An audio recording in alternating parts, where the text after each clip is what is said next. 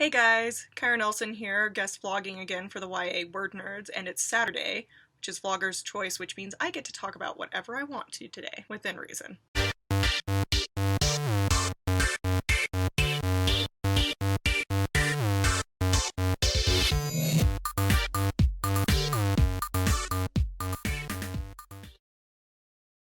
Today I wanted to talk a little bit about YA nonfiction.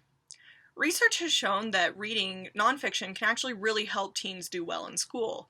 But a lot of people don't even realize that YA nonfiction is a thing, and I think a lot of people who realize that maybe it's a thing are a little reluctant to try it because they're worried that it will be boring, like a textbook. But the truth is that there's a lot of YA nonfiction out there that's actually really interesting and not at all like a textbook.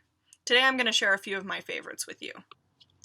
The first book I wanted to talk about is called The Dark Game, which is a book about real spy stories, and it talks a lot about history and how spies help change the outcomes of various wars throughout history.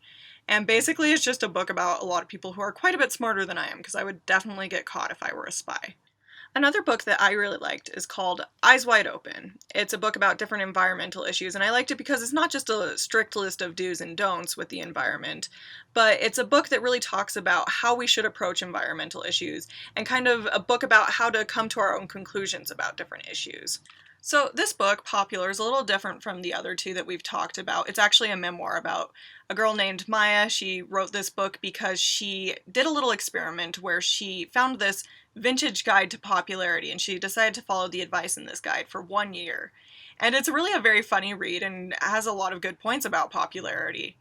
And it's also written by a teenager, which is awesome. I am not a teenager anymore, and I've not published a book, and it kind of makes me wonder what I'm doing with my life. But still a very good read. Charles and Emma is a great book about the life of Charles Darwin. I love this book because it focuses on his relationship with his wife, Emma. Emma was very religious, and Charles, of course, was not very religious, and it was really interesting to me to watch them work out these differences, and it's actually a really cute love story, but it's all totally true. The last book I wanted to talk about today is called Go. It's a book about graphic design. It's great because it really makes you aware of how much design is all around us.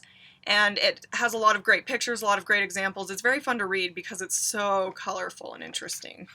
So those are a few of my favorite YA nonfiction books.